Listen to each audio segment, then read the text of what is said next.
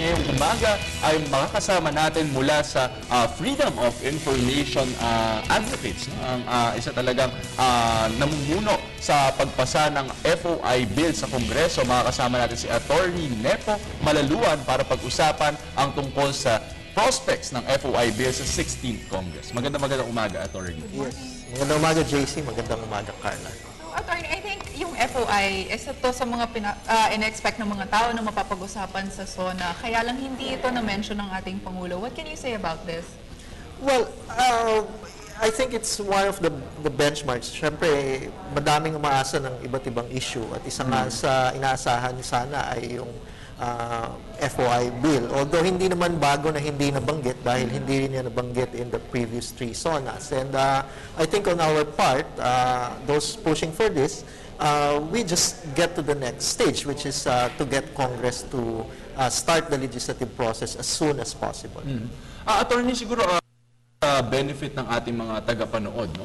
Baka maaari ninyong bigyan yung ating viewers ng idea ng mga salient na provisions. No? Ano nga ba yung makukuha ng mamamayan mula sa isang Freedom of Information Bill? Well, ang Freedom of Information ay tumutukoy sa karapatan ng mga mamamayan na humingi o kumuha o mag-access ng iba't ibang klase ng records, documents na hawak ng gobyerno subject to certain exceptions or limitations. Ito kasi ay kinikilala ng saligang batas na bilang mga mamamayan ay may kapangyarihan yung mga mamamayan also to hold the government to account. Tayo nagbabayad ng ating mga buwis at gayon din ang may pinagkakatiwala tayo, not just resources in terms of taxpayers' money, but also power, vast powers on the part of government. And I think it is a protection really.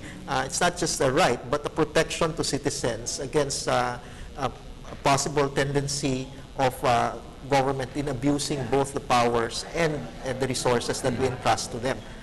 Hindi naman ibig sabihin na yung gobyerno ay out there to abuse or government. There can be tendencies like that, and the Constitution has structured it in such a way that the citizens, aside from giving us the power to vote every elections, also the power for us to know what the government is doing. So, ang problema yung karapatan na yan na binibigay sa saligang batas, bagamat sinabi ng ating Korte Suprema na yan ay by itself can be enforced. In practice, kailangan natin nung further fleshing out ng substantive and procedural details para maging effective ang pag-enjoy nito ng mga mamamayan. At yun ang ginagawa nitong panukalang batas na ito. Just briefly, yung structure niyan ng FOI bill, una nililinaw dito yung, nire-reaffirm dito yung karapatan ng mamamayan.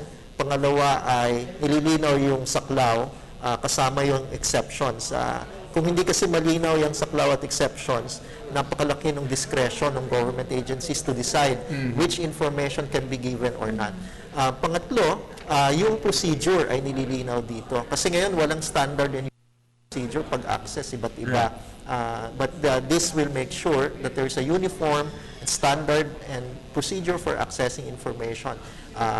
How do you lodge your request? How government will deal with your request? What time periods? Pang-apat, naglilinaw din dito ng ilang mga acts that are considered to be punishable either administratively or even criminally.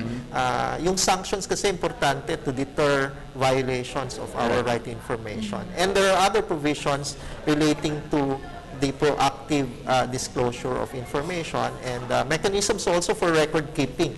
Yung standards for record keeping. Yung record keeping napakahalaga kasi kung walang standards dyan, kahit pa humingi ka ng information ay hindi naman mahusay yung record keeping ng gobyerno, wala rin, mahirap din kumuha ng informasyon. Actually, attorney, nabanggit nga ninyo, alam nung maraming mga grupo ngayon na meron sila dapat karapatan sa impormasyon, substantively. Pero nandoon talaga yung usapin sa procedure, attorney. Parang paano mo nga ba hihingin? Paano mo nga ba i-demand sa gobyerno yung impormasyong ito. Baka attorney, maaari niyong sa inyong panukalang batas, how will the procedure go? May mamamayan pupunta sa SSS, Yes. tapos ano yung pwede niyang i-demand? Well, ganito, sa panukalang batas na ito, magkakaroon ng isang tinatawag na Freedom of Information Manual. Yung Freedom of Information Manual, nakasaad doon kung ano yung mga klase ng impormasyon that is in the hands of a particular government agency. Nakalagay din doon kung sino ang field offices or central offices that handle requests for information. At doon naman sa batas mismo ay nakasulat doon kung paano ka hihingi ng information. So, you can file your request for information either personally or through electronic means. At kailangan niyang i-receive formally. There's a mechanism for a request to be similar to in cases docketing, but it's not really docketing, but just how to formally acknowledge a request.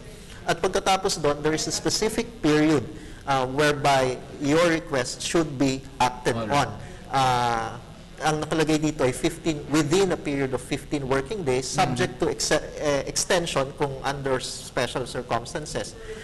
Pero ang malinaw din sa procedure ay nakasaad dyan kung ano yung pwedeng ibigay at hindi. Kung hindi bibigay sa atin, within the period of 15 days, they will deny your request for information.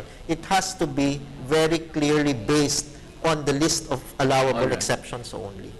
And attorney, what are some of the challenges na hinarap nyo sa 15th Congress, and what are you doing para to overcome these challenges this time around?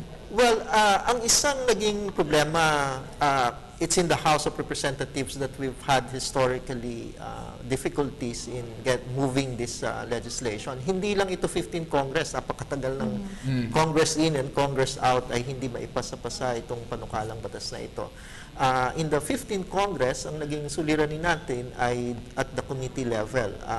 Yung sa committee ay hindi nagbigay ng karampatang panahon para matalakay ito at the committee level. Our perception is that there was a deliberate move on the part of the committee to